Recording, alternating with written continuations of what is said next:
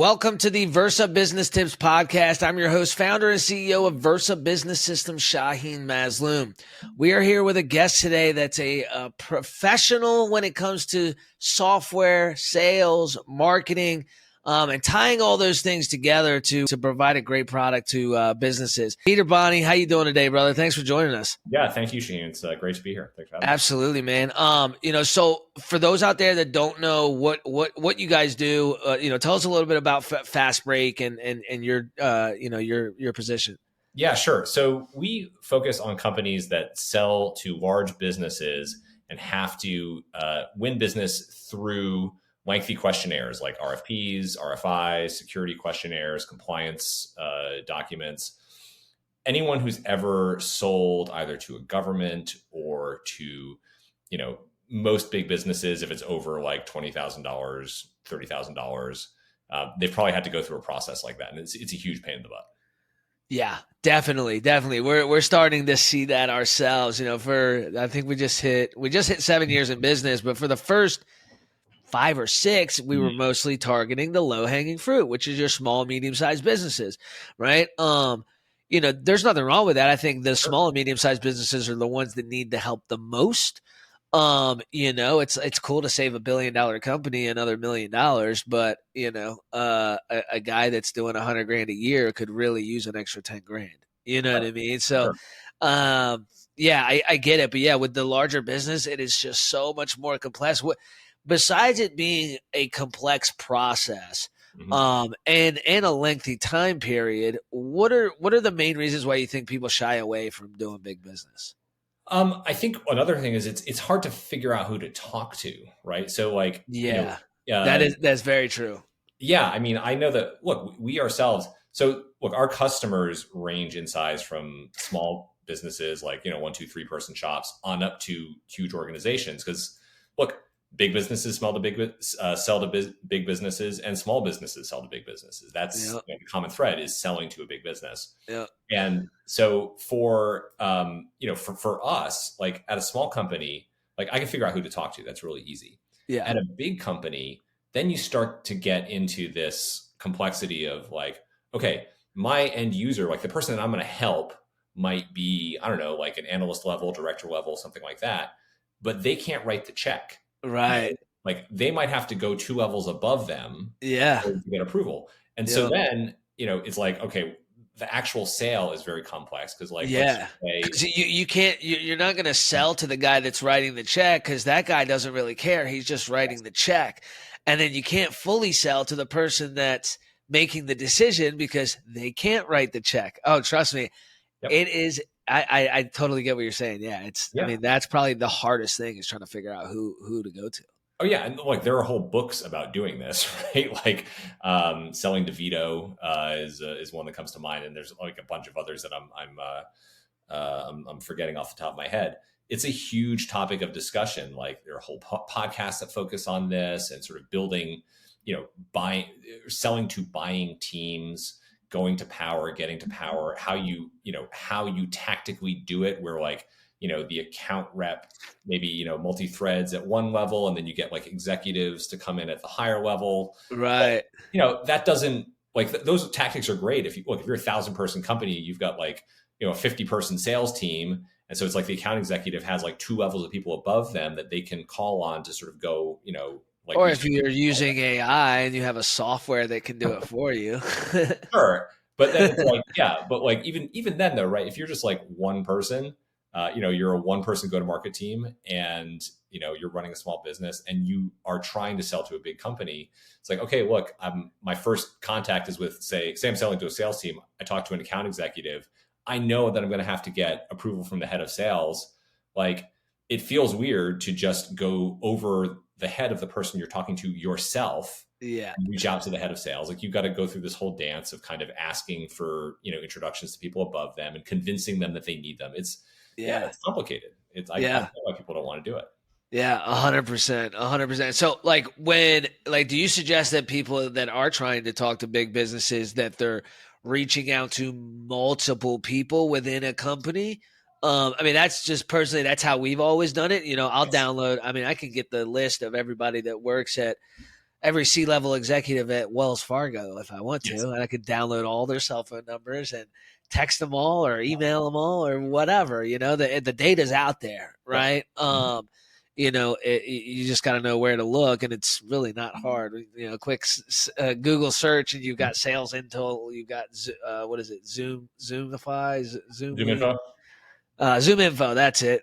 Zoom info, and then you've got sales kit, and I mean, there's just so many of them. You can get anybody's contact info now, and it's great. So is that generally what people are doing? Is they're reaching out to a bunch of people, seeing who they can get a response for, and then just kind of adjusting the process from there? Yeah, I think for an initial contact, I think that makes a lot of sense. I think, look, you've got to go wide because you don't know. Look, even if you know, even if you know the level of the person you're trying to reach, right? Who the person is probably, unless it's like literally they've got a C in their title and there's just one of them. Yeah. And that even then, the odds that you're going to get a response from them suggest that like, no, you should actually, like, even if you're selling to the CFO, like you should 100%, right, and you should reach out to the COO, and you should reach out to the president, and you should reach out to the head of compliance, like whatever it is, because they're all going to get involved eventually if you're targeting that exactly high. Yeah. Somebody's got to like it. Somebody's got to be excited about it, and hopefully somebody responds so you can actually get something going. But yeah, the first time I did it, I was kind of nervous, but I was like, what do I have to lose? Yes. Like worst case scenario, nobody responds. I'm like, okay. That's the thing. I think maybe to like try to lower the pressure on this and to make it feel a little less intimidating. Like one thing I always remind myself of is that nobody's going to remember, right. Like if I reach out to 5 different people, 10 different people, 100 different people at a company, and I email them 3 times, 4 times, 5 times, if I actually gain traction with one, and then it gets back to one of those same people that I've already emailed, they're not going to remember. They're not going to remember, no. Unless they've actually had a conversation with you. Yes. They're not going to remember, oh, yeah, I remember that email that I got. Like how many emails they get every single day. Yes. And most likely, if they didn't see it, it's probably because it hit one of their spam filters and they haven't even seen it at all. You know what I mean? It's but if they do remember, that's a good thing. It means that like it registered somewhere in their brain. Yeah. They didn't do anything about it, but they're like, oh yeah, okay, all right, I'll remember this. Exactly. It's never going to be a bad thing. Like, oh, right. they reached out to a bunch of us. Like, yeah, it's business, right? Like, it's too funny. So, tell me a little bit about like when doing business with big business, whether it's a product or service that you're selling or something you're trying to get them to sign up and do for their company or whatever, there's going to be some sort of compliance review, right? They're going to want to see, is this something that fits with our company and how we do things? And, they're going to want to know about you and your business and are you somebody they can trust? And, I mean, they're not just looking at the company, they're looking at the people that are running the company too. And I was surprised by that, to be honest. I guess I probably it made sense once I realized that they were looking into me as a person as well. But it did take me back. I was like, oh, interesting. Okay. So it's not just about the company, but like you guys want to know who you're doing business with, and it's, it can get really, really lengthy, like one of the companies that we did the compliance review with, I can say their name. It's Gucci. So they're owned by a bigger company. And with them, they were very organized. It was very quick. We all got on a Zoom. There was like 5 C-level guys. And we all got on a Zoom. We had a conversation. They did their thing. We did ours. And, within a few days, they were like, yeah, like we're good to continue this conversation. Wow. But then we had another company that's like, they've got 90 offices. They're pretty big, but their clients are these huge companies like your UPS, your Target, your AT&T. Like they have massive, massive clients. And we're, I don't know, 18 months in at this point. And, just recently have found out that, compliance review's good, legal's passed everything. Like we're good to go. Now we can move forward. Yeah. And then it's, now what? Like, there's no sense of urgency with these major companies. Like, and it drives me crazy because it's like, man, like that small business owner moves quick when you can save them 10 grand, Yes. and then you've got this C-level guy that he's not going to get paid if he saves the company $200 million, right? Like that's not going in his pocket. So what does he care if we move quickly or not? What, like, doing business with big companies, like how do you create a sense of urgency with somebody that's already at the top of their game, right? Like they're not going to become the CEO because the CEO's got another 10 years left. Like how do you create a sense of urgency with those guys if a promotion doesn't matter to them and the money's not going to them anyway? Yeah, no, it's a really tough question. Like there's three reasons why companies fundamentally make decisions to do business with anybody, right? They're going to Right. make more money, they're going to save more money, they're going to reduce risk. And Right. now the problem, though, as you described, is that may be the company's motivation. It's not Yeah. necessarily the individual's motivation. Yeah. Right? Like because you have, let's just say that you're dealing with somebody in look, if you're dealing with somebody in finance, you're dealing with the CFO, they actually will get paid if they save Right. a bunch of money. Right. But if right? you're dealing with the head of HR and company benefits, probably not. Exactly. They've got different concerns. And Yeah. so, it really depends on the audience, but Yeah. look, to drive urgency, you got to hit one of those triggers and you got to figure out which of those triggers is going to motivate the person. And like, I'm not the foremost expert on this, but in my experience, if you're dealing with somebody in, who's broadly under sales or marketing, right? They're on the revenue side of the business, Right. like then growing revenue. That's the story. Like they don't Yeah. care that much about saving money. Like Yeah. maybe they care a little bit, but not much, right? So Right. How is it? Yeah, but I mean, you could if you move the conversation into how is this savings going to help us increase revenue? Exactly. Yeah. Tying everything back to how, exactly. If it's Yeah. saving money, it's like, how is that money saved going to then let you invest Yeah. more in growing revenue? Everything's going to Yeah. tie back to growing revenue. Yeah. If you're selling to somebody on the finance side, the CFO or whatever, like savings, they want to see savings. They want to see the numbers go down. That will motivate them. For just about everybody else in the organization, I think, like if they're falling under legal, operations, compliance, HR, I think the only thing that can really motivate people to move fast is if they're a little bit afraid that if they don't do it, Right. something bad might happen, or that, by choosing to work with you, by buying your product, they can avoid some bad thing that might happen. Right. So it's like the reducing risk element. Because 100%. Like sometimes I just want to be like, what if I told your CFO that you weren't moving forward on something that's going to save them $200 million a year? What do you think they would say to that? You know what I mean? But it's I don't want to say it because then I'm like blackmailing. It sounds like I'm blackmailing them into a decision. Exactly. And to be clear, I'm not saying that like the threat of something bad happening. No, I know. It's like how do you do that in a way that's not like. Well, you know what? Like I think the HR example is a good one, right? It's like this is not our product, but let's just say that you have a superior background check product or whatever, right?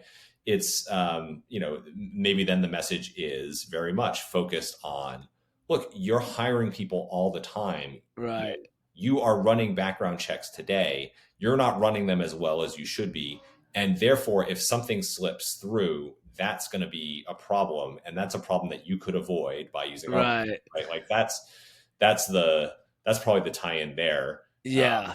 But yeah, it also depends on what you're selling, obviously. Yeah, 100%. Yeah. So, just more so, picking it apart of, what could happen if you don't make this decision, to move forward, or what happens between now and whenever you do decide to make the decision.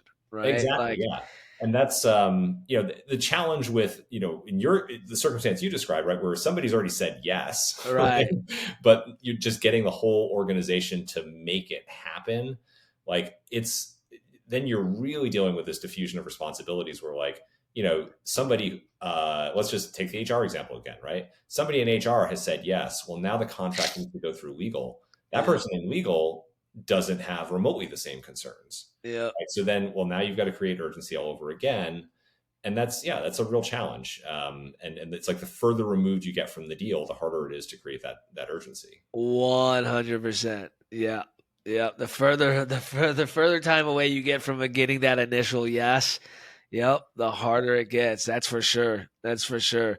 Um, so your software is designed to help reduce that time with the busy components of the process. Is that So is like, that so about right? in a particular, in like a very particular way, right? So like, look, we don't help with, something just sitting on somebody's desk in legal, right? It's just, Right.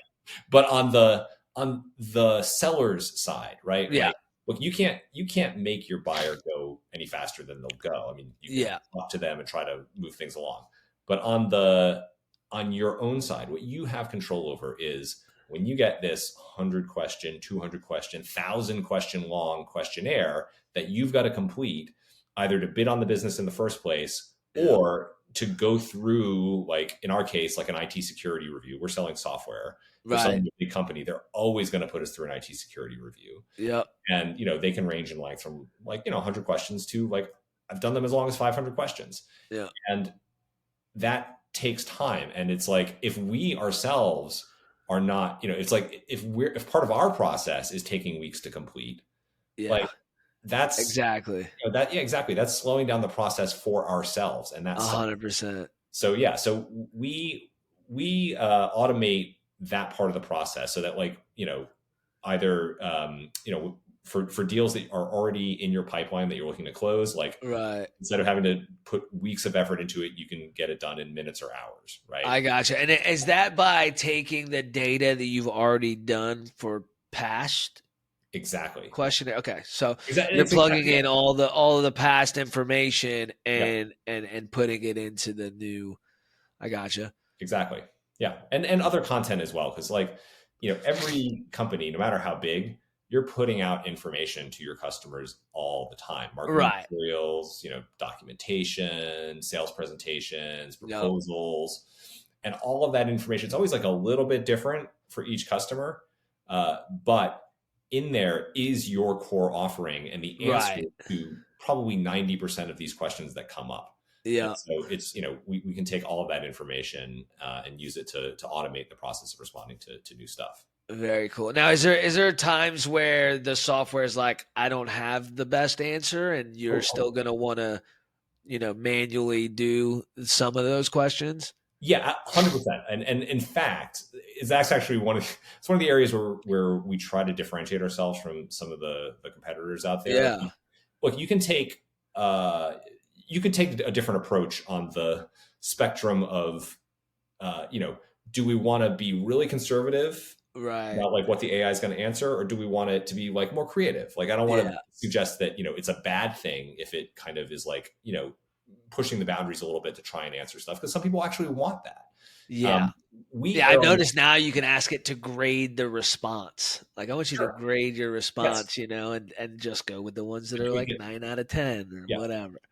Yeah. So we take the view of erring on the side of not answering. Like, if we're not confident that there's an answer in your data, we don't want to answer it. Right. And not everybody wants that. Some people want to say like, no, look, I want to fill in as much as possible and like, let me go through and edit it.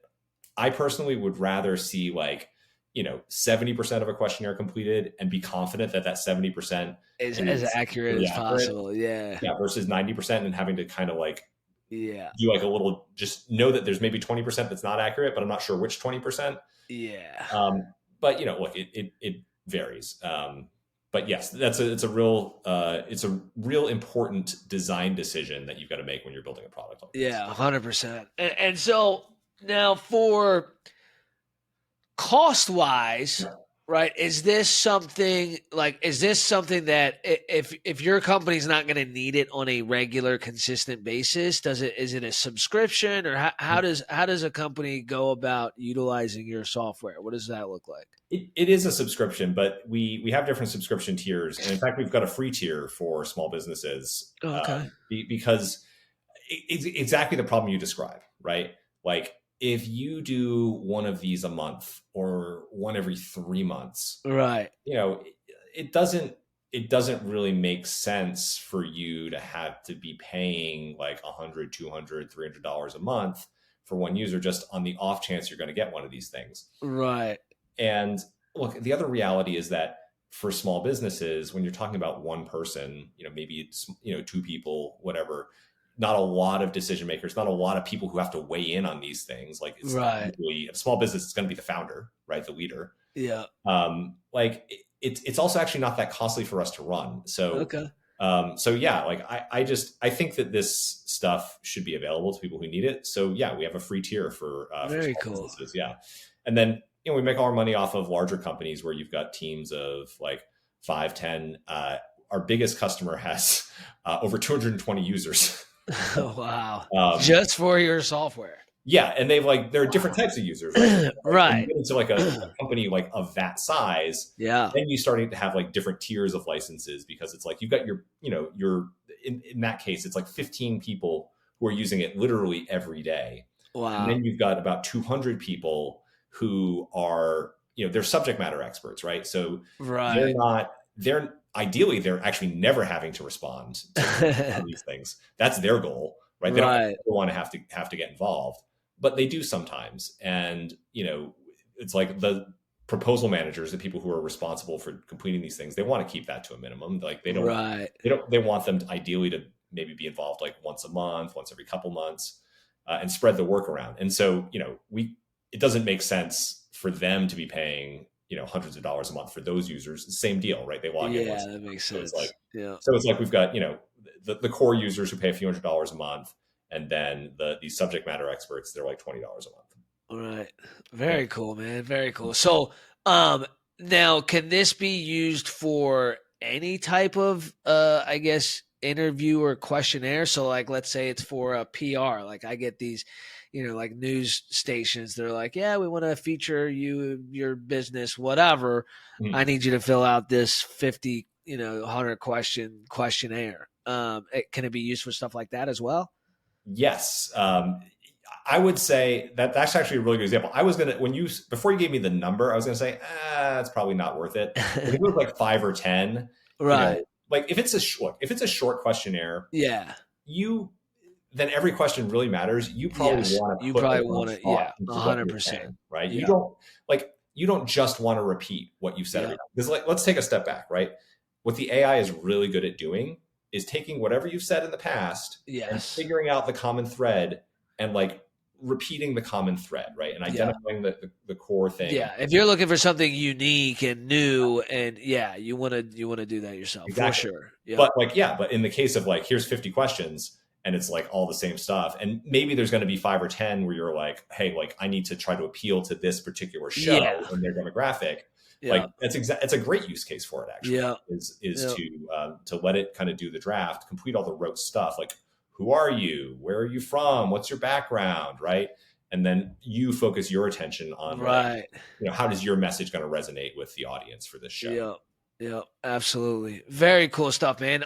Now AI has changed in a lot just in the last year, right? Like I've been utilizing AI in my business for about 4 years now, which is, there's still most business owners aren't even utilizing anything with AI in their business, right? Where do you see this thing going? Like there's some people that are like, this is really scary. It's going to be like the Terminator, Yeah, I see it just being even better and better, right? Like just like the internet, right? Like you had the internet and then it turned into this, it's now come into this like social media video age, right? Like I think AI is, it's going to progress just like the internet did. Like I don't see how, everybody was scared of the internet too, remember? Oh, totally. It's funny. I actually gave a presentation in 2023 where actually one of the early slides was I found quotes about both the early days of the internet and press coverage about how like companies were really worried about their employees spending time sending emails, and, like surfing the web at the office. Yeah. And then, about 10 years later, like when cloud services were really booming, people are like, oh man, we're really worried about things like Dropbox and like Yeah. people using the cloud in the office. Like we should ban the cloud. Um, I totally agree. Yeah. This is very early days still. Yeah. And look, and anybody who tells you they know exactly where it's going is making it up. No. Um, but I do have an opinion. I I think honestly, the people who should be most concerned about the future are probably software companies. Yeah. Um, it's like already, if you kind of go back in time, like just a year ago, there were a lot of companies that had started up that were building applications kind of based on ChatGPT to Yeah. augment its capabilities. And then just a few months later, like companies that could let you load PDFs into ChatGPT, like you couldn't do that a year ago. But then a few months later, it's like, well, ChatGPT just added that feature, and so now this product that you built so that people could actually use their documents with ChatGPT, that business is gone. It's just Yeah. wiped out, right? Yeah. So I think software companies are in the most dangerous position because Yeah. we all have to be using these products to be adding AI features. Like you Yeah. can't not be in the AI business if you're in software now. Exactly.